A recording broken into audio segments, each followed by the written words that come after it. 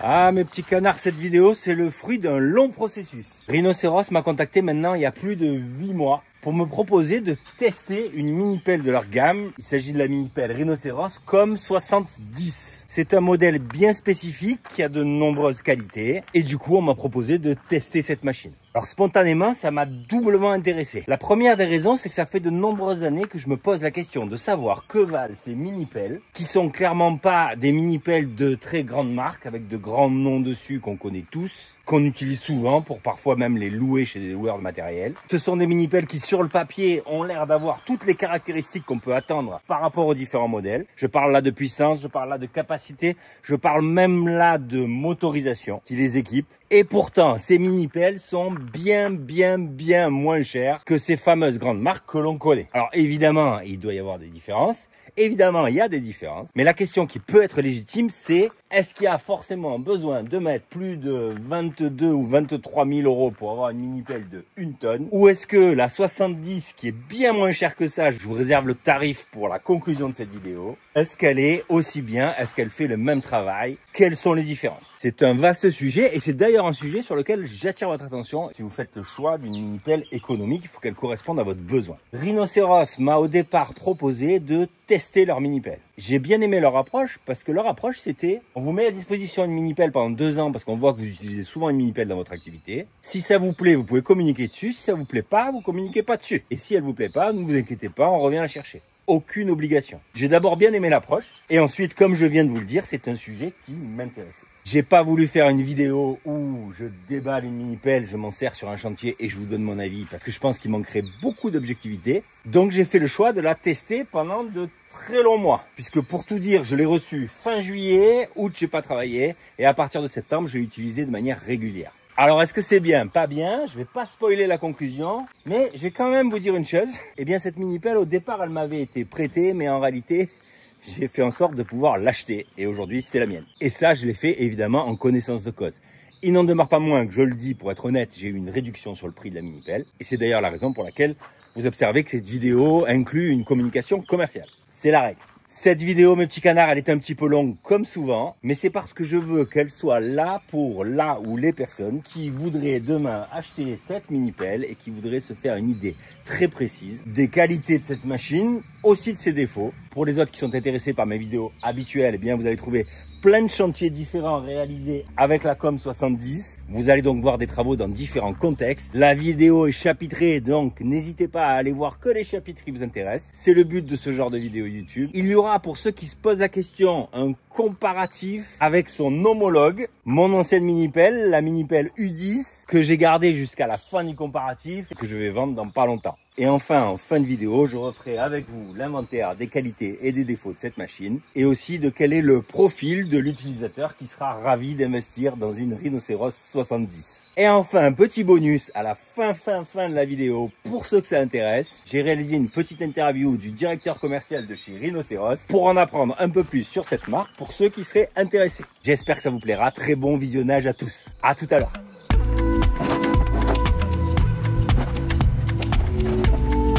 C'est bon, c'est chargé, on y va. On est arrivé sur le lieu du crime. Il y a une croix qu'a mis un professionnel de la détection, du repérage de problèmes de canalisation enterrés. Moi j'avais mis ça il y a quelques temps parce que la croix partait, mais là apparemment il est repassé lui mec. Donc, en fait on a ici une maison dont les canalisations d'eau usée seraient, je parle au conditionnel, en 100 mm de diamètre, passeraient là et seraient très précisément écrasées pile poil à l'endroit de la croix. Bon. Mon instinct me dit que s'il est écrasé quelque part, à mon avis, c'est plus là. Mais pour l'instant, on n'en sait rien. Voilà. Et donc, du coup, on a l'honneur et le privilège de tester une mini-pelle Rhinocéros aujourd'hui pour se faire une petite idée. Elle est neuve de chez neuve. Et ça m'est jamais arrivé. On déballe.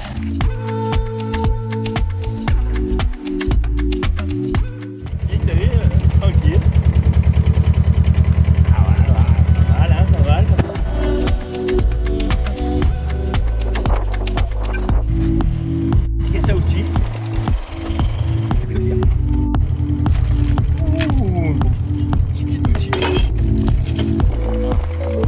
D'être tranché. Ouais, mais tout gros que la tienne. Ah ouais. Mes petits canards, toute première utilisation du godet à attache rapide. Vous inquiétez pas, On revient sur ce sujet-là parce que c'est quelque chose d'important tout à l'heure.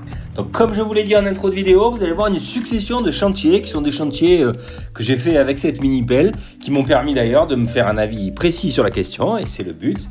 Ces chantiers, c'est des chantiers que je partage en général sur Instagram en story, d'où parfois vous allez voir des images au format vertical plutôt que parfois horizontal, mais enfin on a tâché de les adapter. Bon bah écoutez, en fait mon instinct était pas bon, hein. Le trou il est exactement, mais alors exactement en dessous de la croix du gars, donc c'était plutôt fiable. Et effectivement le PVC il est défoncé à l'endroit. Donc c'est la toute première fois que je l'utilise. Évidemment je vais attendre avant de vous faire des retours, mais la première impression, pour vous dire mon impression à chaud, c'est qu'elle a énormément de force. En tout cas elle a un peu plus de force que ma mini pelle. Ma première impression, attention. Après il y aura plein de choses à dire, donc j'attends de l'avoir un petit peu utilisé pour vous faire un juste retour.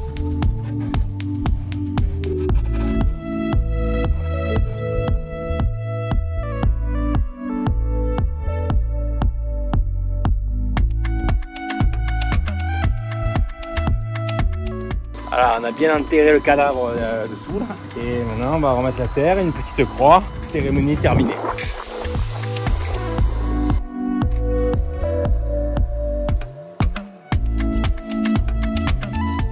Rondement mené. Ça c'est un problème de moins et c'est très bien. Et on était très à la bourre cet après-midi, c'est pour ça qu'on a filmé en die-die. Oh bah très bonne première impression. En ce qui concerne la rhinocéros, le modèle c'est la 70. C'est un modèle très intéressant, je vous en parle pas trop maintenant. Si tous les tests sont concluants, bien on sera amené à en parler et en parler très précisément en la comparant à d'autres mini-pelles de grandes marques. Vous me voyez venir ou pas? Ah mes petits canards, hier soir j'ai chargé la pelle. Je suis hyper content d'avoir à nouveau l'occasion de la tester. Tout dire, ça me manquait bien comme il faut. Tuyau de clim, c'est le bonus de la journée. Si tout se passe bien, alors là, le mec, vous allez peut-être me dire, le mec, il est encore un éternel optimiste. Mais oui, je ne désespère pas que ça se passe bien. On retourne sur la fibre optique. Pour ceux qui n'avaient pas suivi la dernière story à ce sujet-là, en fait, j'avais passé quasiment une journée en échec total pour repasser de la fibre dans des conduites enterrées. Et du coup, je me résous aujourd'hui à y retourner avec la mini pelle pour voilà, essayer d'y arriver. Je crois que j'ai des pneus dégonflés. Tiens, je vous montre au passage mon petit compresseur mobile de chantier. Petit compresseur mobile, c'est ça. En réalité, c'est une bouteille de butane que j'ai modifiée pour pouvoir faire ça. Là, j'ai mon compresseur. Merde, qui est vide. Putain, oh la merde. Et là, je remplis ma bouteille de gaz et ça me permet d'aller où je veux sur mon terrain pour gonfler mon pneu. Voilà, là, je ferme ma bouteille. Je déconnecte ça. Avec ça, je peux faire, on va dire, un appoint de 2-3 pneus, quoi. En général, quand je fais ça, visuellement, il me paraît à plat, le pneu. Et en réalité, il ne l'est pas. Alors, j'avais combien? Eh ouais, voilà. Ma bouteille de gaz. Et voilà, en fait, non, il n'était pas à plat. C'est peut-être juste que je suis très chargé. Bon, et pour transformer une bouteille de butane comme ça en petit compresseur mobile, là j'ai rien oublié. Vous avez juste à enlever la valve en fait. Vous défaites la tête et vous enlevez la valve. Mais attention, il y a des précautions à prendre. Donc renseignez-vous. Eh chef, il y a un problème avec ma mini pelle. J'ai mis le godet à l'envers dessus. On est en train de tester la mini pelle Rhinocéros. Pour l'instant, je me régale. Et en fait, Rhinocéros peut vous équiper les pelles mécaniques avec les godets Ares. C'est ça. C'est un système de godet à attache rapide. Ça, c'est bien pratique. Et sur le système Ares, contrairement à mon ancienne Kubota, eh ben, je peux mettre les godets à l'envers. Et de mettre les godets à l'envers, eh ben, dans certains cas, ça peut rendre service. Tout à l'heure, je voulais aller gratter là, le long du mur pour faire une forme de verticalité. Eh ben, le godet dans ce sens, je vous montre.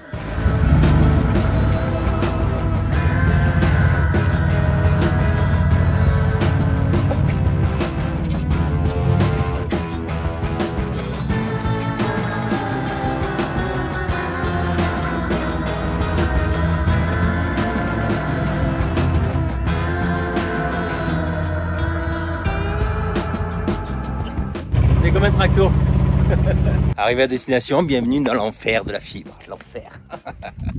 Bon, je récupère la mini pelle et c'est parti. On a acheté un manchon de réparation, les tons pour pouvoir reprendre le tuyau d'eau qu'on avait coupé la dernière fois. Et ensuite, ben, on continue nos petites recherches de gaines.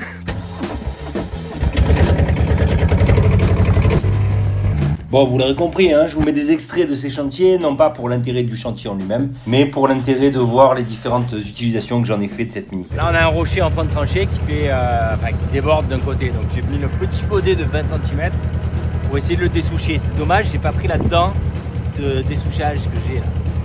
J'ai laissé au bac. Dommage. Mais c'est pas grave, le vin, il est fin, il va permettre de le faire.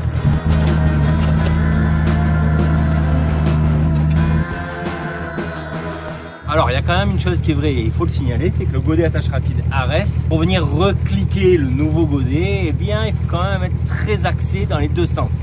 C'est-à-dire il faut que le godet ici là, soit bien axé par rapport à l'axe de la mini-pelle, ou alors il faut corriger avec le déport de flèche. Et enfin, là par exemple je suis légèrement en pente, le fait que l'axe soit légèrement en pente aussi, eh ben, ça rend approximatif de venir clipper les godets. On finit évidemment par y arriver, mais ce que je veux dire par là, c'est qu'on met quand même plus de temps qu'avec les godets attache rapide Clac, qui est une grande marque de godets attache rapide que j'avais sur ma mini-pelle Kubota, et donc il faut le signaler. En bref, si vous avez l'habitude d'un godet attache rapide de grande marque, eh bien potentiellement vous allez être un peu déstabilisé et vous allez trouver ça un peu lent. Et si vous n'avez jamais eu de godet attache rapide, vous allez trouver ça génial. Évidemment, c'est toujours pareil, c'est encore une fois des petits détails, mais qui peuvent faire la différence pour certains et pas pour d'autres. Allez, change le godet.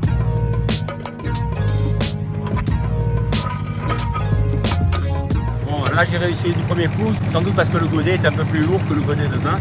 Tout à l'heure avec le godet de vin, j'ai dû m'y reprendre à 3 fois. C'est des détails, mais je vous donne tous les détails. Allez, c'est parti. Donc ce chantier, c'était pour un client repasser la fibre optique que les techniciens de la fibre n'arrivaient pas à passer dans des gaines qui avaient une quinzaine d'années. Et comme souvent d'ailleurs, c'est souvent bouché, il y a souvent des problèmes à droite à gauche. Là, on est en train de chercher un regard qui doit être enfoui par là, on l'a repéré à l'aiguille. Regardez ce qu'on vient de trouver, je crois que ça va être la libération, je crois. Pas vous montrer.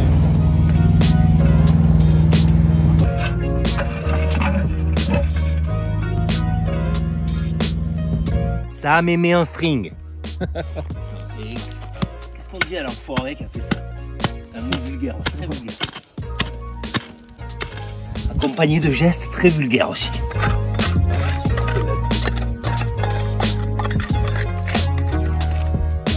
Bon allez, on va débarrasser ça et on vous montre. Le pire de cette histoire, c'est que là, on pourrait croire que c'est bon, mais en réalité, vous allez voir plus tard qu'on est revenu sur ce chantier pour un nouveau problème. Ah, la fibre. Mes petits canards, je vous annonce officiellement une très grande nouvelle, la ficelle est passée. Elle arrive de là et du coup, elle repart ici. J'ai tout bien rangé là pour que ça reste accessible. Ensuite, on remettra le couvercle et je vais un peu reprendre les pentes là pour que ça soit accessible. Il y avait donc un regard de tirage entre les deux. Il y avait des choses incompréhensibles. Et bon, bref. Finalement, c'est un mix de pas de chance et un mix de chance. Finalement, on avait fait une mesure par rapport au bouchon, on avait dit cet axe-là, et au bout de cet axe-là, boum, on est tombé sur le regard. Donc là, ça y est, maintenant on rentre dans la maison, on a réparé la gaine à tous les endroits où on l'a ouvert. Donc là, une première fois ici, ensuite ici, là il y a la réparation du tuyau d'eau, puis on l'a réparé ici, puis on l'a réparé ici, et ça rentre dans la vis sanitaire là-bas dessous. Voilà, on a encore passé une journée entière, on avait d'autres dépannage de prévu. 15h25, le temps de ranger, il y en a pour 3 quarts d'heure, le temps de reboucher, ouais, en fait, on est mort.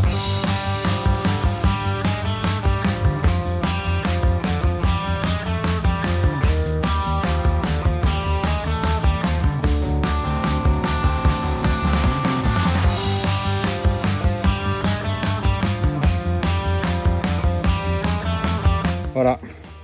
J'en ai profité pour combler un peu des creux qu'il y avait. Là, ici, donc, on a laissé apparent le regard. Il faudra le rehausser. C'est pas moi qui le ferai. Moi, je reviens plus jamais ici.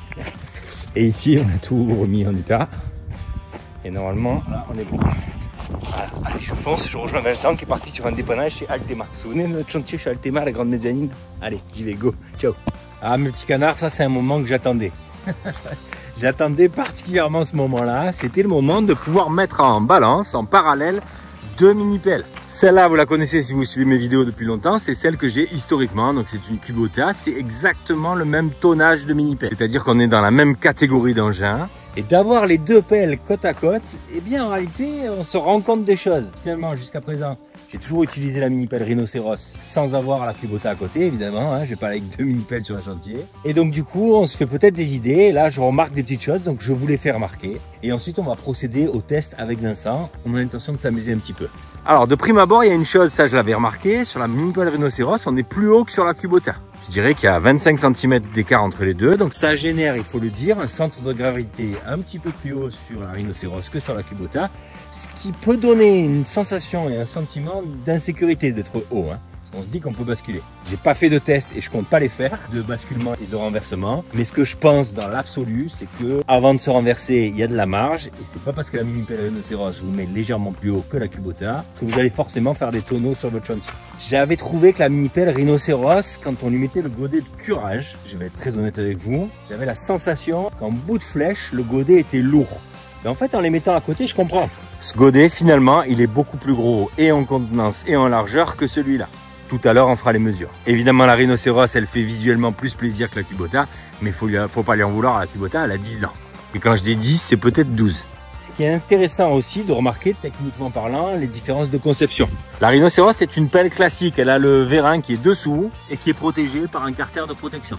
La Kubota, mais ça tient au fait que c'est une petite dans la gamme des Kubota, le vérin sur le dessus. Largeur des deux lames avant et donc des mini-pelles, parce que la largeur des pelles est assortie à la lame de devant. La Kubota 1 mètre, la Rhinoceros 1 mètre. Ce sont exactement les mêmes. Les deux ont des élargisseurs pour la lame avant, puisque les deux ont les voies rétractables, c'est-à-dire que les deux ont les chenilles qui peuvent se resserrer pour passer dans par exemple, des ouvertures un peu étroites. Et les deux ont donc une lame avec l'option de pouvoir démonter les deux petites oreilles.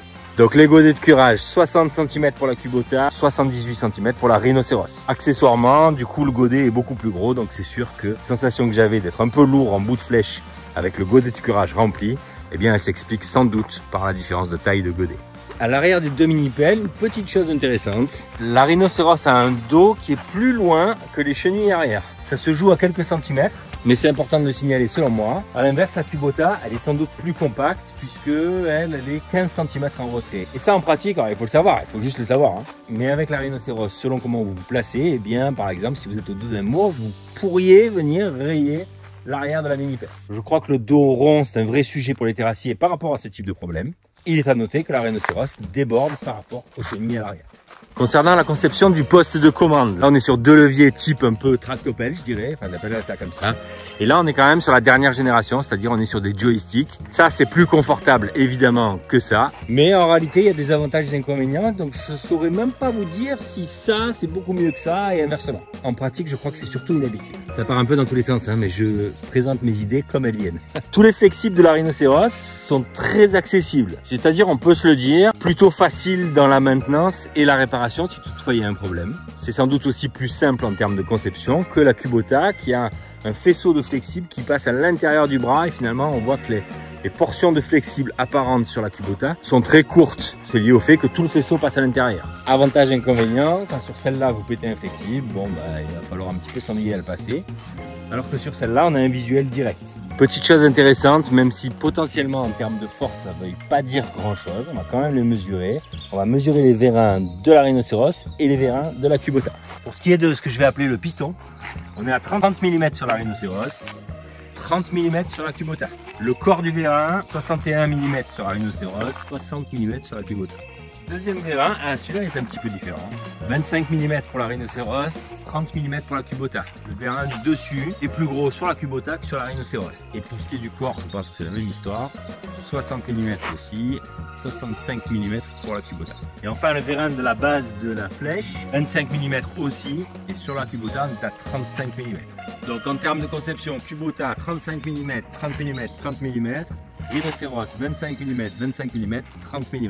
Un vrai sujet sur ce type de mini-pelle, l'attache rapide sur les godets. Chez Kubota, je suis équipé de l'attache rapide de type claque, c'est une marque. Sur la mini-pelle Rhinoceros, c'est les godets à attache rapide Ares. Là encore, hein, attention, il y a une telle différence de prix entre ces deux modèles d'attache rapide que ça me paraît difficilement objectif de les comparer. Mais il faut quand même dire les choses comme elles sont. L'attache rapide claque qui est sur ma mini-pelle Kubota, attention, c'est une option hein, chez Kubota, semble plus solide et plus facile à l'utilisation au quotidien que l'attache rapide Ares. D'ailleurs, je vais vous faire une première petite série de vidéos où on va enlever deux godets de curage sur les deux mini-pelles et y mettre les petits godets et on va voir le temps que ça prend. Ça sera dans une seconde. Dernière petite chose que je voulais vous montrer, les épaisseurs d'acier. Clairement, là encore, mais à un moment donné, il faut l'expliquer, le budget. La mini-pelle Rhinoceros semble moins solide et robuste qu'une mini-pelle Kubota. Je vous montre les petites différences, ça vous donnera une idée. Au niveau de la flèche, ici, on a 3 épaisseurs d'acier qui tiennent l'axe de la flèche, 3 épaisseurs à 12 mm. Quand sur la Kubota, on n'en a que 2 et qui sont à 15-16 mm d'épaisseur. L'acier de la flèche, à proprement parler, on est sur 14 mm d'épée, 13 mm d'épée chez Kubota. L'acier de la lame, Bon, c'est deux conceptions différentes, donc je sais pas si on peut vraiment les comparer, mais on est sur 7 mm chez Rhinoceros, 9 mm chez Kubota. Et clairement, structurellement parlant, regardez Kubota, on a des grosses traverses de cette nature-là. Sur la Rhinoceros, ce sont des lames d'acier. Allez, c'est parti pour les changements chronométrés dégodés sur les deux mini-pelles. C'est bon.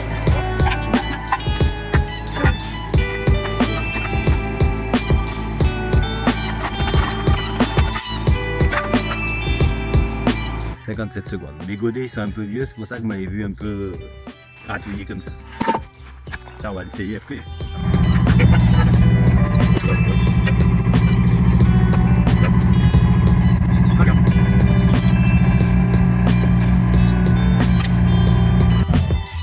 Alors 1 minute 6 avec la Rhinoceros, c'est pas beaucoup plus évidemment qu'avec l'autre. Il faut quand même noter une chose pour être très honnête, c'est que c'est plus délicat avec le godet RS. Les angles d'attaque doivent être absolument parfaits. On en parlera bien en conclusion, mais un des défauts de la mini-pelle Rhinoceros, c'est sa précision. Elle est moins précise sur des tout petits mouvements qu'une Kubota. Une forme de souplesse et de précision qui est plus importante sur une mini-pelle Kubota que sur une mini-pelle Rhinoceros, il faut le savoir. J'entends par là les tout petits mouvements gauche-droite, eh bien, si vraiment on veut se mettre avec une mini-pelle Kubota à 1 cm près à un endroit, eh bien on y arrive. Avec la Rhinoceros, il y a un moment où la progressivité du joystick et de la machine en général va faire que vous allez manquer un peu de précision. Mais là encore, c'est toujours pareil, c'est une affaire de détail. Et quand bien même on mettrait, selon moi, 30 secondes de plus pour changer un godet à cause de cette petite imprécision, eh bien pour moi, ça ne remet pas en question et le positionnement tarifaire notamment de cette mini-pelle. Maintenant, on va un petit peu comparer les deux mini-pelles en termes de mouvement et d'allonge. La position d'allonge maximum du bras. On observe qu'il y a une différence entre les deux, qui n'est pas anodine là pour le coup. L'allonge sur une mini-pelle, c'est quelque chose qui est assez important. C'est ce qui va permettre de donner un rayon d'action. Donc là, on peut se dire qu'avec la mini-pelle Rhinoceros, eh bien, mesure-le s'il te plaît. Eh bien, le rayon d'action global de la mini-pelle sera moins important. Vas-y, mesure la différence qu'il y a entre les deux. À la louche. Comme ça là? Ouais, comme ça, c'est bon. 50 cm, non? 41. Bon, 45 cm. Allez, je dirais à la louche 45 cm. Petite chose intéressante pour se rendre compte de la force que peut avoir la mini-pelle. Je vais les mettre toutes les deux dans des positions inconfortables où on demande de la puissance à la mini-pelle. Je mets à peu près le régime moteur au même niveau. J'essaie de monter exactement de la même manière dans un cas comme dans l'autre. En bout de flèche, je fais monter l'avant de la mini-pelle. C'est parti.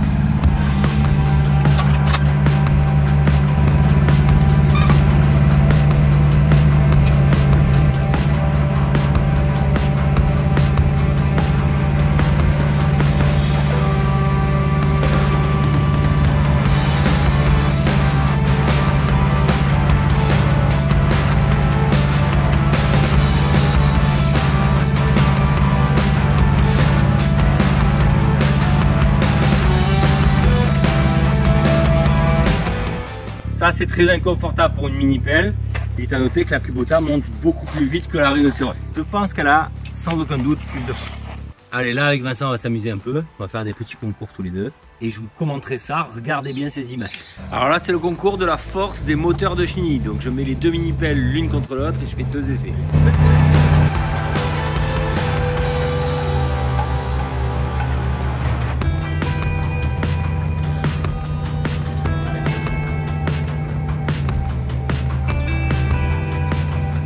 Petite vitesse, la mini-pelle Rhinoceros a plus de force que la Kubota. Maintenant, c'est course de vitesse. Alors, il est à noter une chose, sur la Rhinoceros, j'ai 2 vitesses, petite et grande. Donc évidemment qu'en grande vitesse, je pense que je vais pulvériser la Kubota. Et ma Kubota, elle n'a qu'une vitesse. Un collègue un jour m'a dit sur un chantier, normalement tu dois en avoir 2. Et c'est le petit bouton qu'il y a dessus, mais moi ça n'a jamais marché depuis que je l'ai. C'est pas une neuve, mais enfin... peut-être qu'il est en défaut depuis le début, j'en sais rien. Mais enfin, c'est pas grave. Si toutefois j'avais 2 vitesses sur la Kubota, ben, je suis bloqué en petite vitesse.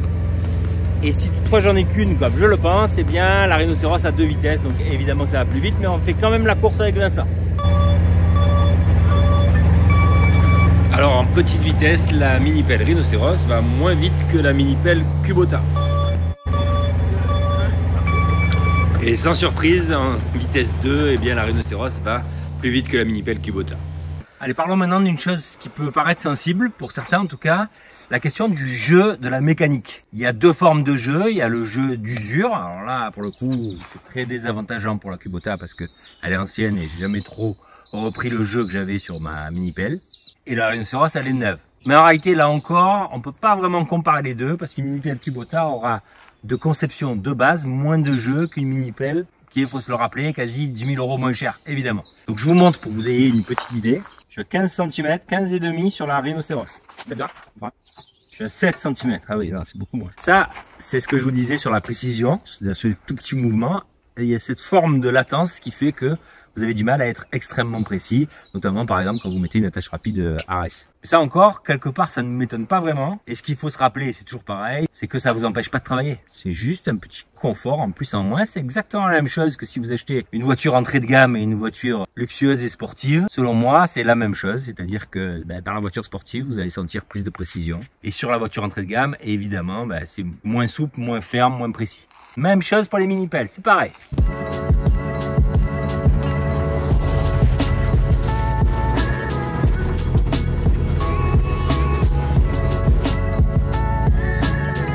Allez, derrière l'arbre, on a va au bout là pour voir si j'arrive à le soulever avec une pelle.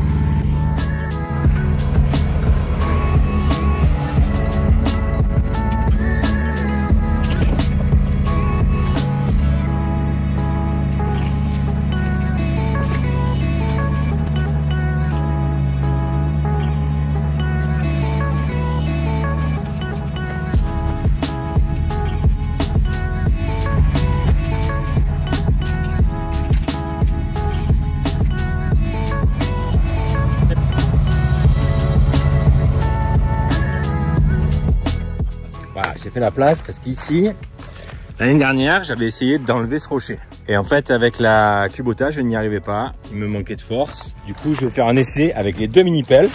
Alors peut-être que depuis, il va se décrocher, mais enfin, je ne sais rien. Mais enfin, il n'y a pas de chance. Et donc, du coup, je vais faire un petit essai avec les deux mini-pelles. Et ensuite, on testera pour la première fois la dent de dérochage. Je suis très heureux d'avoir l'occasion de la tester. Allez, j'amène la mini-pelle là-bas et c'est parti.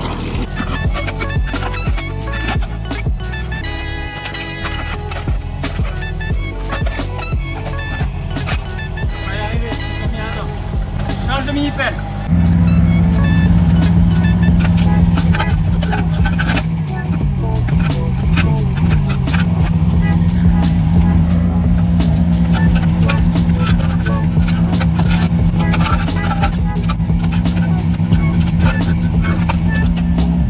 Allez, ça m'étonne pas. Il faudrait sans doute avoir une pelle d'un tonnage bien supérieur pour y arriver. C'est pas grave, ça me donne l'occasion d'essayer ma dent de dérochage.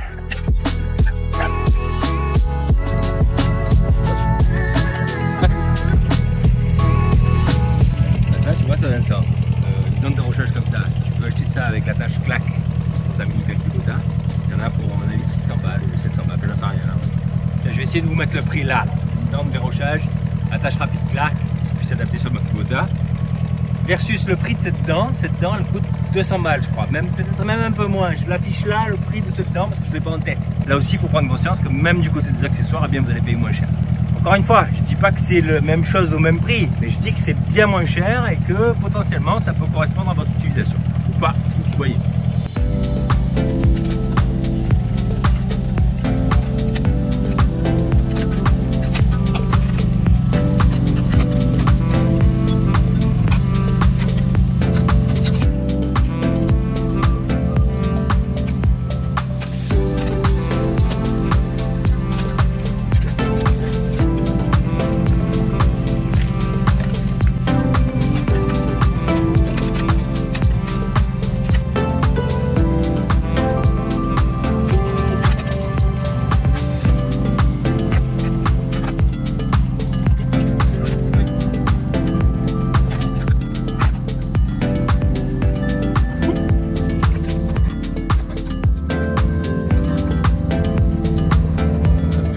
Allez, c'est peut-être l'occasion d'essayer de faire un petit test. Bon, la dent de dérochage, c'est l'arme absolue. Je le savais, je le savais. Ça aussi, tu sais quoi, Vincent, pour décoller les chapes, tu vois, dans les maisons, là, quand oh, tu te souviens, chez Altena? Oui. On a eu ça. Oh là là, un bonheur. Je remets le petit godet, c'est l'occasion de faire un petit test à l'effort en termes de levage de poids. On va voir ce que ça donne.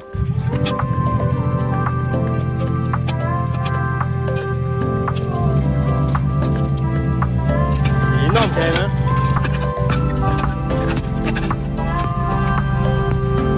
Là, je crois que je suis à la limite de la force de soulever. J'augmente le régime moteur et on voit si elle y arrive ou pas.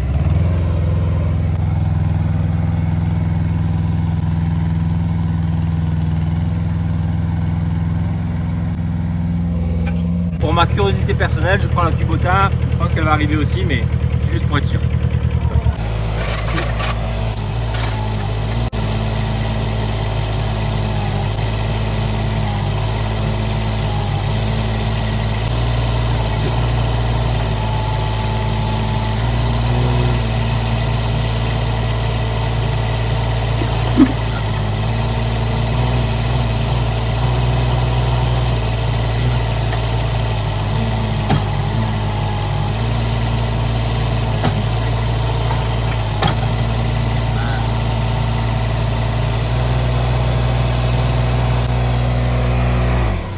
Il y a un peu plus de malin, ouais. Il a fallu que je libère d'un côté pour le faire. Vous vous souvenez tout à l'heure, je vous ai montré le vérin. Dans ce genre d'application, il faut noter que la Kubota, il y a moins de danger parce que le vérin n'est pas dessous mais dessus.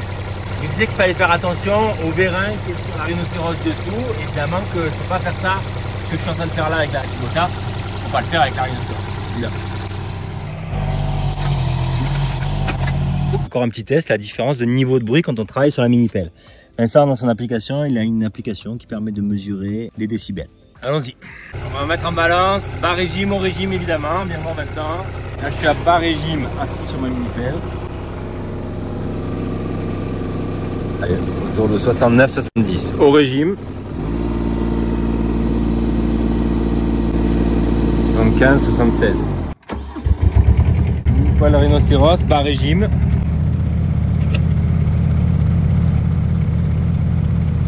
Ah, 70-72, ça évolue plus. Hein. Au régime. 82.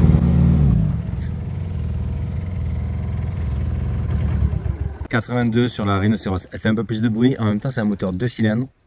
Sur celle-là, c'est un moteur 3 cylindres. Donc, sans doute que c'est aussi des petites choses qui font partie du confort global de l'utilisateur. Alors, la comparaison entre deux mini-pelles comme ça, étant donné que c'est pas la même gamme de produits, ça me semble douteux, hasardeux, mais pour ma culture personnelle, et je pense que ça intéressera certains d'entre vous, c'est important de comprendre un peu les différents enjeux. Il y a des points sur lesquels la rhinocéros est même mieux que la Kubota. Globalement, on l'aura compris, la Kubota est peut-être plus souple, plus finie, plus précise. En termes de force, la rhinocéros, elle ne démérite pas. Hein. Vous vous souvenez de notre confrontation avec Vincent, je t'ai explosé Vincent, hein, tu pourrais dire ce que tu veux. Mais... À la levée, j'ai le sentiment qu'elle levait plus facilement le rocher que la Kubota. Attention, la Kubota n'est pas neuve non plus, donc là aussi, il faut peut-être sans doute un peu pondérer les choses. De toute façon, tout ça, j'ai presque envie de vous dire, c'est un peu de l'ordre du détail, c'est-à-dire que le plus important dans cette histoire et dans cette affaire, c'est que cette mini-pelle-là, elle est sans doute un peu moins robuste et solide et précise que celle-là.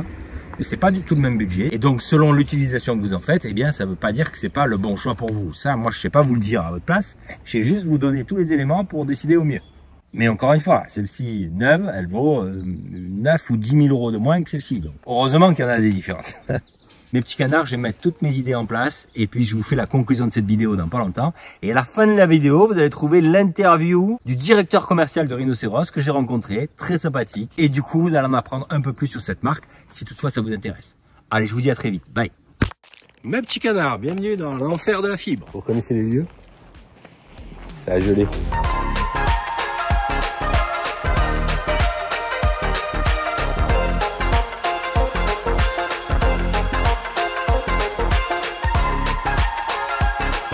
Ça caille mes petits canards, ça caille. Non c'est pas grave, hein, ça chauffera les mains sur le pot d'échappement de la mini-pelle. Donc regarde France Télécom, on va partir de là et en fait on va faire une petite tranchée le long du mur, tout le long jusqu'au regard qui est là, au milieu du chemin tout au bout. C'est le regard, enfin c'est la portion de canalisation qui pose problème, qui bloque. Et donc on va faire une petite tranchée sur le côté du chemin. Là on est sur un chemin privé, donc j'ai vu avec le client, 40 de profond, ça ira très bien. On mettra un petit peu de sable quand même et on mettra un treillis avertisseur. Ouais, je dis 40, peut-être 50, je sais pas, on verra. Mais on va essayer de passer près du mur, comme ça on traumatise pas trop le chemin, parce qu'en fait là quand j'ai fait la tranchée, là, juste après la tranchée, il y avait eu des très grosses averses, et en fait c'était devenu boueux, il y avait même une voiture qui était restée bloquée. Donc il avait fallu qu'on revienne, qu'on remette un peu de gravier, et en fait ça foisonne, et quand ça foisonne, en fait, ne pas mettre du sol, quoi. Si, à part évacuer la terre et ne remblayer qu'avec de l'inerte, mais ce qu'on n'avait pas fait. Ah, je marronne d'être ici. C'est pas grave, ça me donne l'occasion de faire de la mini-pelle, j'aime bien faire de la mini-pelle. Voilà.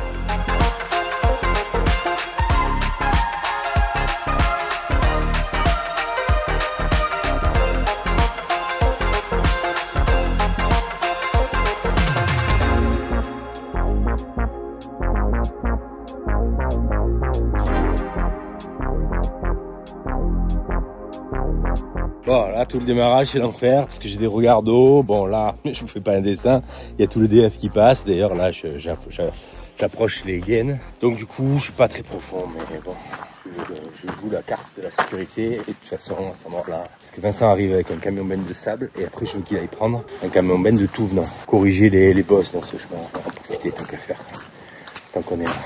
Ça, mes petits canards, quand vous faites du terrassement, vous avez de la terre à manipuler, du sable à manipuler, enfin vous allez autour. Ah oui, j'ai de la terre aussi à évacuer. Ma petite expérience dans le domaine, parce que je ne fais pas que ça, me fait dire maintenant que si vous prenez 5 petites minutes de plus pour réfléchir à la logique de toute la journée, eh bien à la fin de la journée, vous allez gagner beaucoup plus que 5 minutes. Au début, je partais toute bille en tête et souvent, je me retrouvais à faire et défaire. Vous voyez forcément ce dont je veux parler.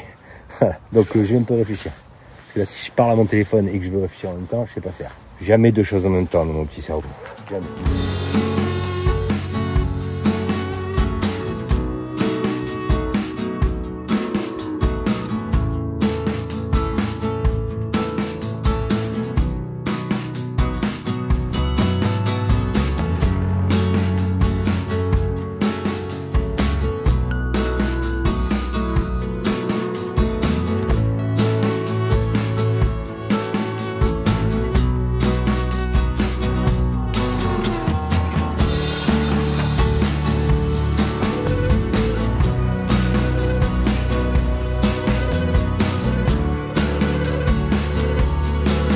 Bon, mon petit canard, je suis dégoûté parce qu'au final, on ira passer la grosse journée et j'ai plein de dépannages à faire après. Je sais pas comment je vais faire. À mon avis, je vais pas pouvoir le faire. Bon, bref, c'est pas grave. Là, on arrive au regard. Vincent est allé chercher du tout venant et puis ensuite, on finit le truc. J'ai plus beaucoup de batterie sur mon téléphone, donc voilà. Je fais le minimum d'images pour que vous voyez à la fin. On est à la lumière, hein. Lumière du camion benne d'un côté, lumière de la mini-pelle de l'autre. Et on essaie d'habiller la mariée, mais elle est pas très bien habillée la mariée. Elle donne pas envie la mariée, ouais, je te le dis. Hein. Moi j'aurais dit non. Hein. Content Vincent? Hein? Content? Moi j'en ai plein le dos.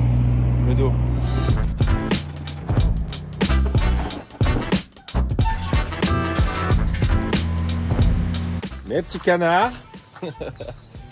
Aujourd'hui, on va faire de la mini-pelle. Tiens, on va essayer de voir si elle démarre. 0 degré. C'est bon test, ça. C'est un très bon test, ça. Plein hiver. Voilà, mais non, là. Aujourd'hui, il va faire soleil. Je vais faire un peu tourner la piscine. Bon, je vous ai pas mis tous les chantiers qu'on a fait avec cette mini-pelle depuis juillet, hein, mais j'en ai mis quelques-uns. Ça me paraissait important de vous montrer ça. Là, on part sur un chantier. C'est un chantier d'installation de bornes de recharge électrique sur le parking d'une copropriété. C'est un chantier que je fais avec un collègue électricien. En réalité, c'est un grand parking d'un immeuble de bureau. Et en fait, c'est une copro dans laquelle on a fait des réseaux qui vont pouvoir permettre d'accueillir des bornes de recharge pour les véhicules électriques. C'est un chantier que j'avais pas mal partagé sur Instagram. Certains d'entre vous, peut-être, en ont vu des images. Ce qu'on a à faire à la mini-pelle, c'est ça. C'est des tranchées dans un enrobé existant pour enfouir des gaines et ensuite refaire l'enrobé proprement. Ça s'est très bien passé. Globalement, chaque fois que j'ai utilisé cette mini-pelle, c'est en lieu et place de mon ancienne. Eh bien, dites-vous bien une chose, c'est qu'il n'y a absolument rien que je n'ai pas pu faire par rapport à cette nouvelle mini-pelle qui a des caractéristiques qui est différentes de l'ancienne. Ce que je suis en train de vous dire, c'est que tout ce que j'ai eu besoin de faire avec cette mini-pelle, je l'ai fait sans me dire à aucun moment qu'il y a quelque chose que je n'ai pas pu faire à cause des caractéristiques de la pelle mécanique ou de quoi que ce soit. En réalité, elle remplit pleinement sa fonction.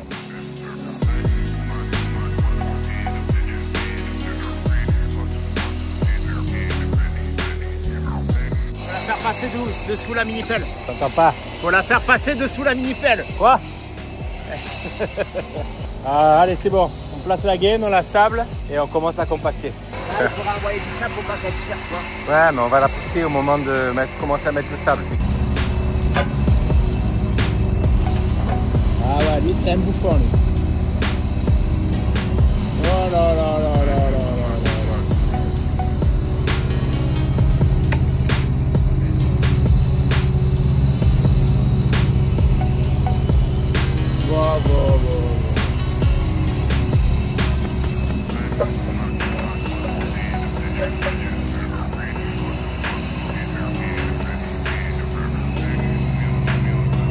Et les petits canards, c'est moi qui lui ai dit de faire comme ça. Alors on l'a fait un peu chauffer parce qu'elle redémarre depuis longtemps. Ça fait longtemps qu'elle a pas. Et là on est en train de sabler le tuyau. On y met tout le camion parce qu'après on a besoin d'évacuer le tout venant qui est en trop. Guillaume il me dit Polo, je passe même le balai dans ton camion. Qu'est-ce qui t'arrive Guillaume? Il y a un problème. Et pendant ce temps-là, les patrons, qu'est-ce qu'ils font? Ils commencent à rembler avec le tout venant, une première petite couche, ensuite on va passer la plaque vibrante, ensuite une autre petite couche, ensuite on va repasser la plaque vibrante, ensuite treillis avertisseur et ensuite encore une petite couche et on repasse la plaque vibrante. Et continue à passer le balai. Et tu continues à passer le balai, c'est bien. Allez. Et après un coup de Karcher.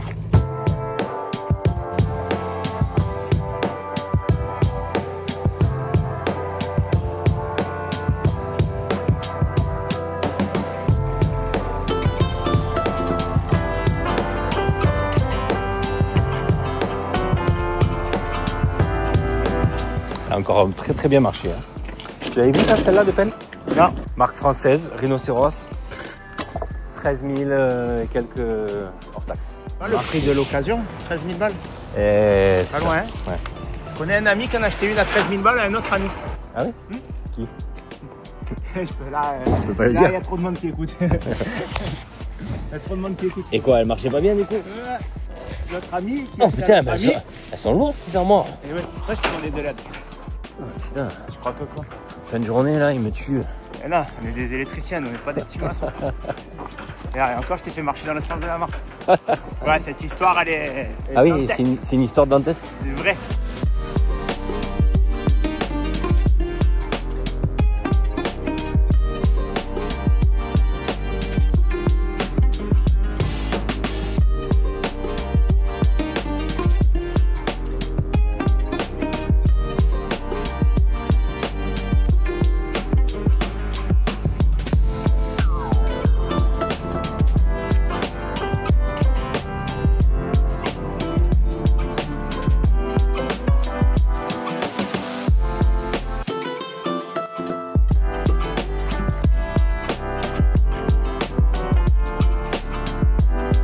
Qu'est-ce que c'est que ça? C'est quoi? Arrête! Ça, c'est la marque de l'attache rapide que j'ai sur ma mini pelle Rhinocéros. Vous allez voir, avec cette petite dent là, je vais faire des merveilles.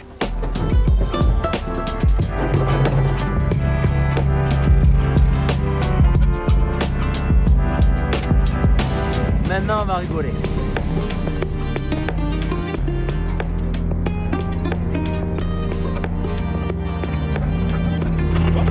Alors la dent de dessouchage, moi j'appelais ça la dent de dérochage, mais je sais pas si c'est vraiment le bon terme. C'est extrêmement efficace. En fait, vous concentrez toute la puissance de la pelle sur une dent, et une grosse dent très solide. Donc en fait, ça vous donne une force et un bras de levier qui est très important. Donc ça vous permet souvent d'arriver à décrocher des roches, voire même parfois à les casser si elles sont un peu friables.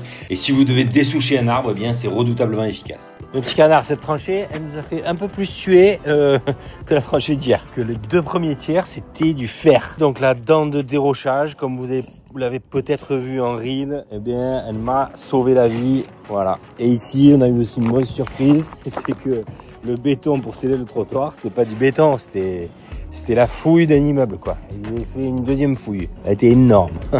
Énorme. Donc voilà, ça nous a pris un peu plus de temps, mais là, on attaque le sablage et la mise en place de la gaine. C'est parti. Voilà, encore un chantier qui s'est très bien passé avec la pelle. Alors, ce tonnage là de pelle, ça me semble intéressant, moi, pour mon activité, notamment parce que j'ai pas le permis E, de pouvoir être facilement transportable. Et en fait, ça, je crois que c'est un des atouts majeurs de ces petites pelles, de ce tonnage là, c'est que globalement, si vous avez un gros fourgon et ou un camion benne comme moi, alors il se peut qu'on soit légèrement surpoids, hein, mais enfin, globalement, ça passe. J'allais dire, regardez qui c'est qui arrive une fois que tout est terminé. Voilà.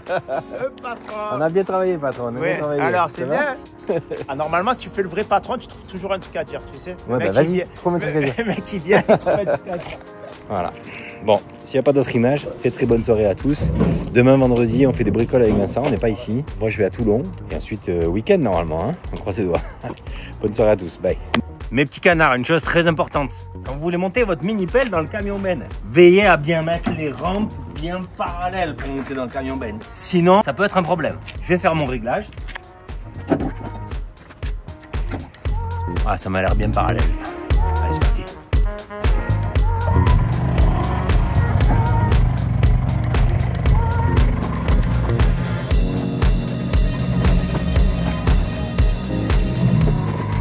Rhinoceros, le modèle 70, voie variable de série. Je vous montre.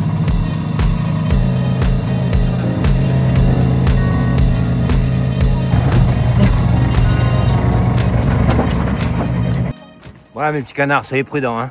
Ciao.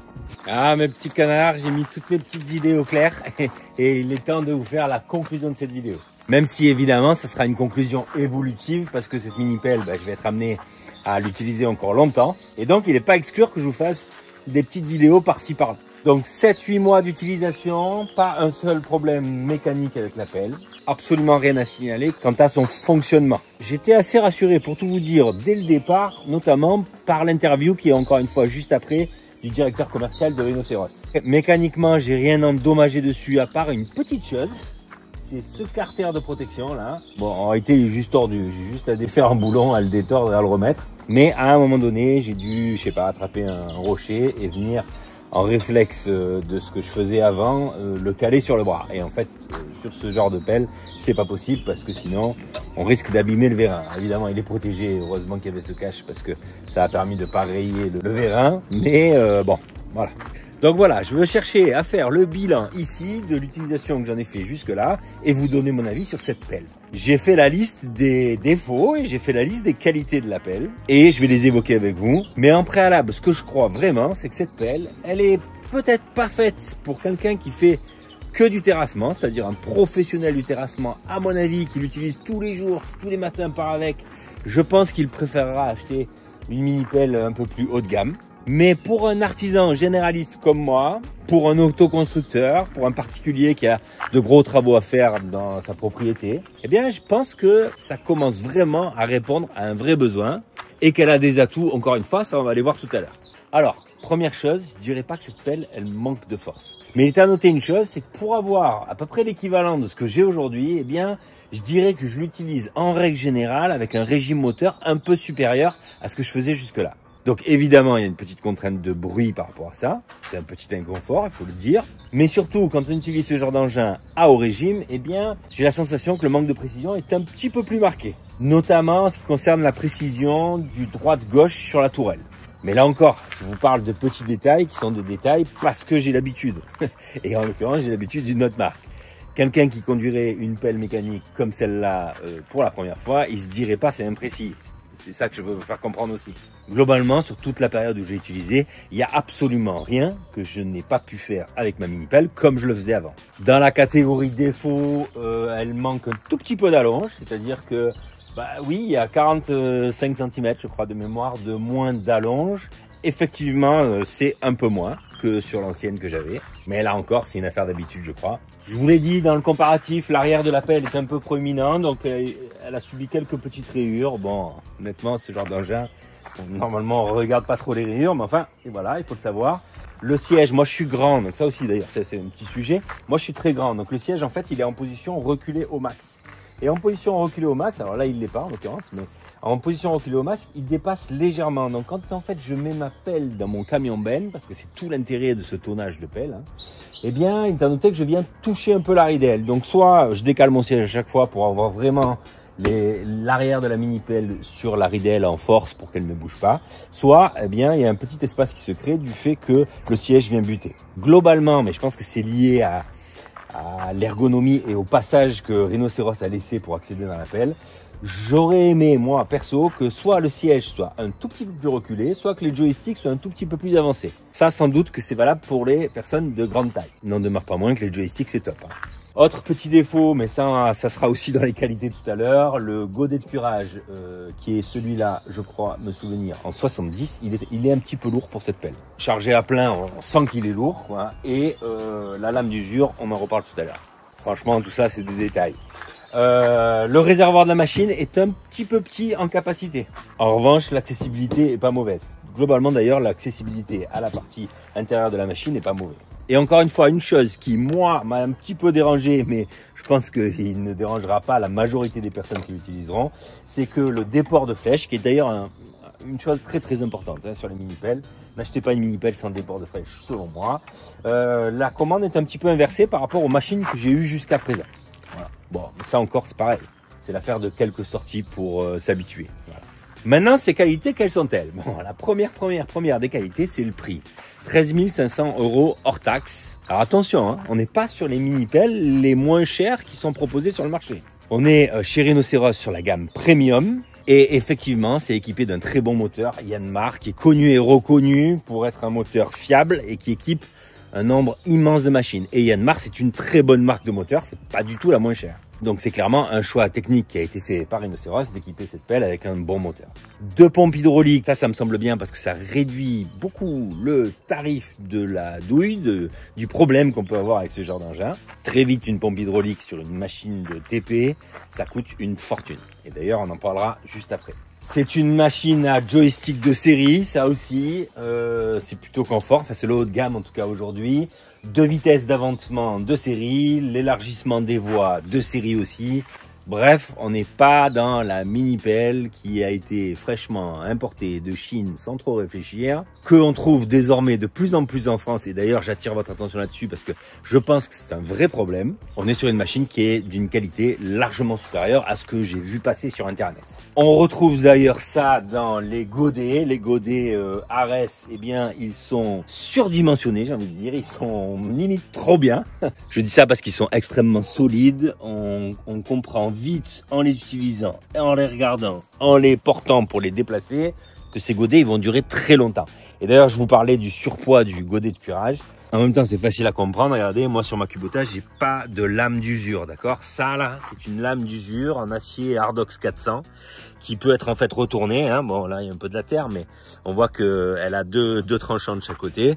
C'est-à-dire qu'une fois qu'elle sera rincée, vous pourrez encore la retourner pour pouvoir l'utiliser. Alors moi, je crois que je vais garder ce godet. Par contre, je pense que je vais enlever la lame d'usure pour ne garder que le godet. Ça enlèvera un petit peu de poids. Et l'air de rien, quelques centimètres ici, en réalité, ça augmente beaucoup la contenance dans votre godet et donc du coup le poids en bout de flèche. Mais si par exemple c'était à refaire, je pense que je demanderais un godet de curage 10 cm moins large. En ce qui concerne le godet de terrassement et le godet de tranchée, absolument parfait. Moi, mon godet de tranchée avant, c'était, je crois, ça c'est un 20 et moi j'avais un 25 ou un 30. Ben, en fait, c'est génial d'avoir un 20 parce que pour plein de petites tranchées, pour passer des réseaux, eh bien en fait 20 ça suffit. Et quand vous creusez que de 20 de large, eh bien en fait vous facilitez quand même pas mal la tâche. La dent de curage, et d'ailleurs ça c'est un des atouts de la mini-pelle Rhinoceros globalement. Hein. Je parle là des godets, mais en fait c'est valable pour tout. C'est que tous les accessoires et toutes les pièces détachées de cette machine seront extrêmement économiques. La dent de dérochage, dans mon souvenir, c'est 200 € hors taxe. Tous les prix sont affichés sur le site internet. Vous allez même pouvoir vous payer à la goffe de vous acheter des godets. Par exemple, il y a un godet, là je le lorgne, il y a un godet râteau avec des dents qui à mon avis est super intéressant. Et j'avais noté le prix, le godet râteau, ouais, il coûte 300 € hors taxe. Il y a même un godet de curage orientable hydrauliquement, il est à 825 € hors taxe. Enfin bref, tout ça pour vous dire que le jour où vous allez vouloir vous équiper de petits accessoires qui vont bien avec votre attache rapide et votre machine, eh bien ça va pas vous coûter une fortune comme ça coûte une fortune quand on parle de grandes marques de mini-pelle. Là aussi, c'est un sujet que je veux évoquer parce que je pense que c'est l'atout de ce type de mini-pelle.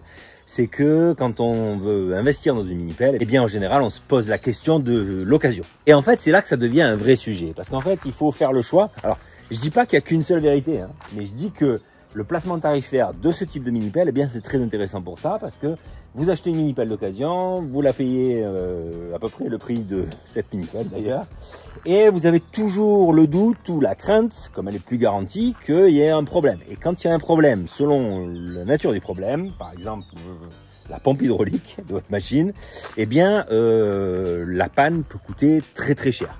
Partir sur une mini-pelle neuve, et évidemment, à un moment donné, on paye le prix du neuf, mais quand le prix du neuf est au prix de l'occasion, eh bien, je peux comprendre que certains se posent la question. J'ai pas la réponse à cette question, mais je trouve que ça peut être un très bon compromis pour quelqu'un qui veut pas s'embêter, qui veut pas avoir de mauvaises surprises, qui veut utiliser peut-être une machine pendant quelques années le temps de son chantier et la vendre à la fin du chantier, eh bien, je pense que ça doit être un bon compromis. Autre chose, si demain vous êtes en panne avec cette mini-pelle, eh bien, le prix des pièces détachées n'a absolument rien à voir avec le prix des grandes marques.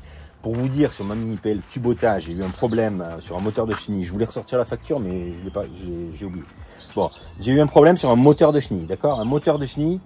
Ah ben ça, j'en parle dans l'interview du directeur commercial de Rhinoceros. Donc ça, vous le verrez tout à l'heure. Mais en 2 mots, pour ceux qui ne vont pas regarder l'interview, moteur de chenille qui fuyait. J'ai dit bah, très bien, je vais le changer. Quand j'ai vu le prix du moteur de chenille, je me suis dit non, je ne vais pas le changer.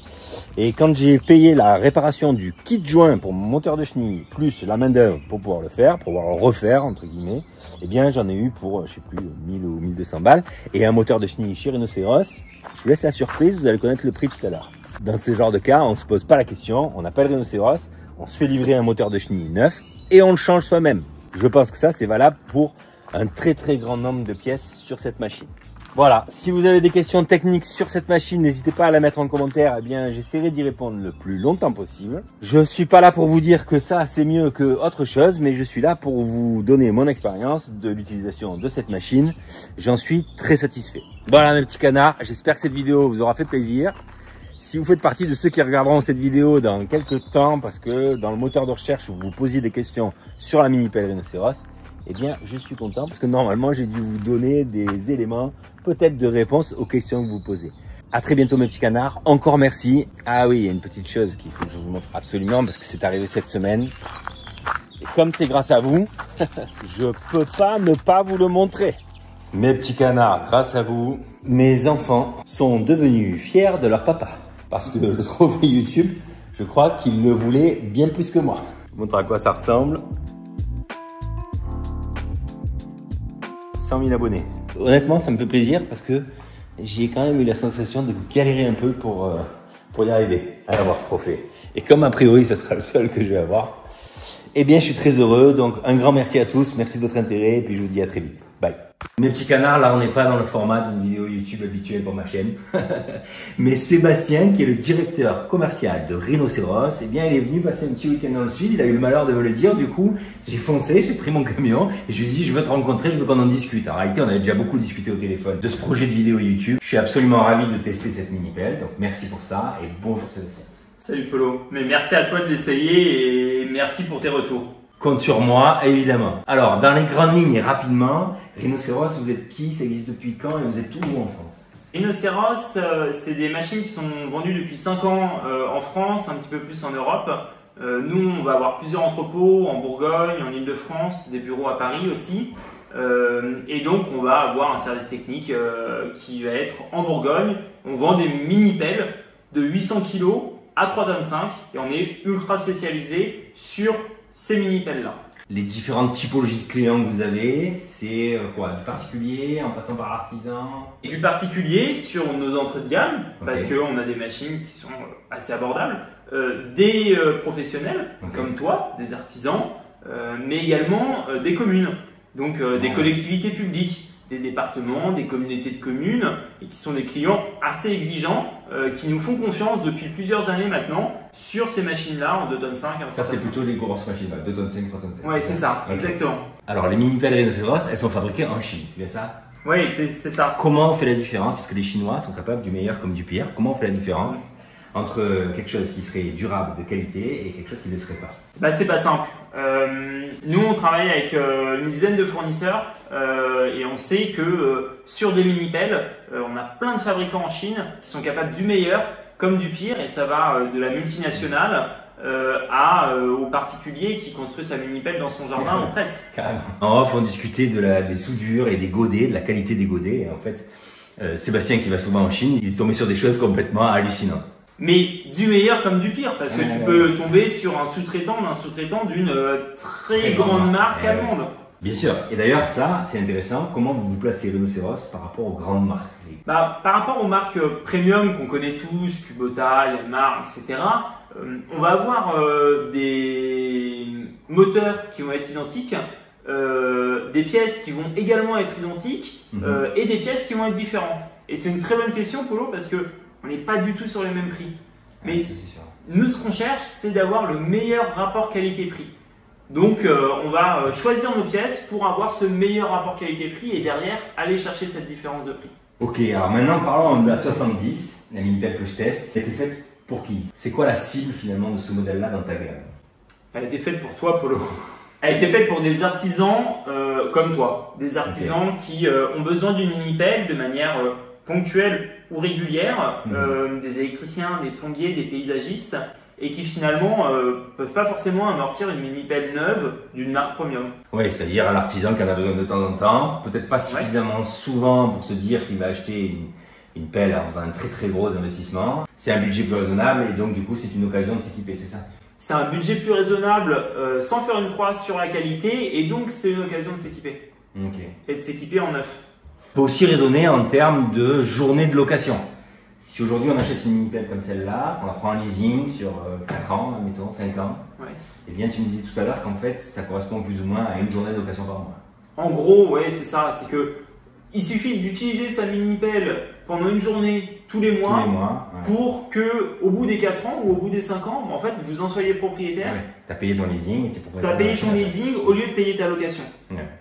Autre chose avec ce tonnage-là de mini-pelle, eh bien, il y a quand même une chose qui est très vraie, c'est que tu l'utilises beaucoup plus souvent que ce que tu l'aurais loué en fait. Tu la mets facilement dans le camion le matin, tu la ramènes facilement le soir. Donc c'est une bonne occasion de rentabiliser l'investissement. Oui, tu vas pas louer une mini-pelle si tu en as besoin pour pendant 30 minutes. Par contre, si elle est sur ton camion, tu l'utilises. Sébastien me disait quelque chose de très intéressant. Il me disait aussi que ce qui est bien avec ce type de tonnage-là, eh bien, c'est qu'on peut la ramener à la maison le soir. Le gros problème dans les mini-pelles, c'est le vol. Il y a des milliers de mini-pelles tous les ans qui sont volées. Ces tonnages-là, en fait, vous les mettez dans le camion, vous les rentrez chez vous et vous êtes sûr que personne ne viendra les chercher chez vous. Alors que si vous la laissez sur chantier, c'est pas le cas. Surtout si vous travaillez près de Marseille comme moi. C'est Marseille, bébé. Alors, les principaux atouts de la 70 par rapport à la gamme que tu proposes, c'est quoi? Qu'est-ce qu'elle a cette pelle? Comment est-ce qu'on peut la positionner dans ta gamme? On va être plutôt sur le haut de gamme de notre côté. Ça va être les pelles qui vont se rapprocher le plus des pelles premium. Donc on va avoir des joysticks sur les côtés qui permettent d'avoir une pelle très précise, des accessoires en Ardox 400, donc en métal renforcé, une voie variable qui passe de 75 cm à 100 cm, donc ce qui permet d'être très stable et à la fois de passer par les portes, donc elle passe partout. On a une ligne hydraulique auxiliaire, donc on a la possibilité de série. Donc en fait on peut brancher une tarière et ta clôture tu l'as fait en une matinée. J'adorerais tester les tarières, moi j'adorerais ça. Et alors moi, Sébastien, un vrai sujet, c'est le prix des réparations et des pièces détachées. Parce que pour tout te dire, il y a 2 ans, ma mini-pelle Kubota, que j'utilise depuis 10 ans maintenant, elle a un moteur de chenille qui s'est mis à fuir. Je l'ai amené au garage. Le prix de la pochette de joint pour refaire le moteur, même pas pour le changer, pour le refaire, c'était prohibitif. Au final, j'en ai eu avec la manœuvre pour 1 200 € hors taxe, je crois, de mémoire.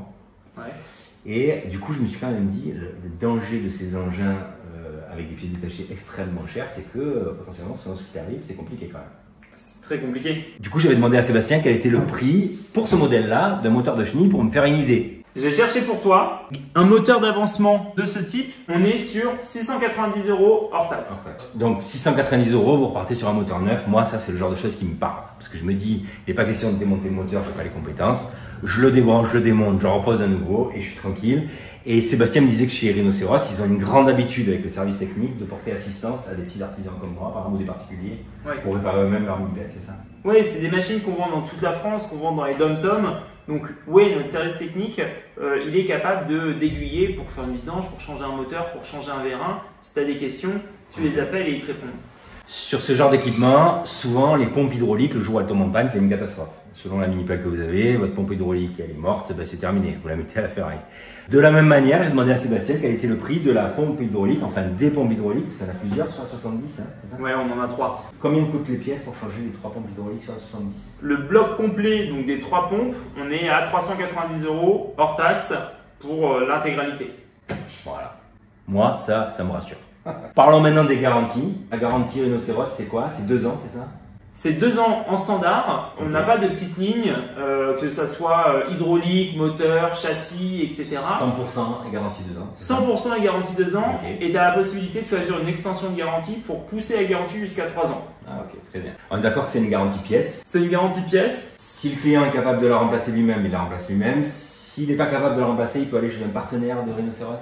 Oui, on a des partenaires qui peuvent, le cas échéant, effectuer les remplacements. Nous, on remarque que 95% en fait, de nos clients remplacent et arrivent à remplacer les pièces eux-mêmes. C'est quelque chose qui est simple.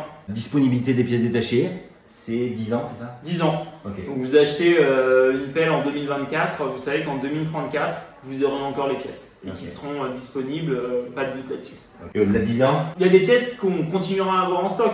C'est notre métier, on sait faire. On a une grosse partie de nos pièces qui sont en stock justement, ce qui nous permet de les livrer en 24 heures. Donc au-delà de 10 ans, il n'y aura peut-être pas en 24 heures, mais on pourra encore avoir les pièces, en tout cas une majorité. Pour les pièces les plus rares qui ne sont pas disponibles en stock, tu me disais 7 jours en moyenne, c'est ça? Ouais, en gros, max, c'est 7 jours. Max 7 jours. Bon Sébastien, je te remercie, c'était chouette de te rencontrer, on a discuté quasiment une matinée. Il m'a demandé évidemment de lui faire des retours sur ce que je pense de la pelle, donc je le ferai le plus sérieusement possible, d'ailleurs c'est l'objet de cette vidéo de toute façon, vous allez le voir. Sébastien me disait que chez Rhinocéros, les modèles évoluent très vite, justement en fonction du retour de nos utilisateurs, c'est ça? Ouais, c'est le but, et c'est pour ça qu'on me demande tes retours, Polo. C'est que on cherche à avoir toujours le meilleur rapport qualité-prix, donc avoir les pelles qui correspondent le plus à vos usages, aux usages des utilisateurs. Et derrière, on est très bon dans les modifications et pour faire modifier certains éléments, on peut les faire assez rapidement. Oui. Sébastien, grand merci. Merci Polo. Passe un très bon week-end. Je te fais un retour rapidement et nous on retourne au chantier pour continuer à tester l'engin. C'est parti.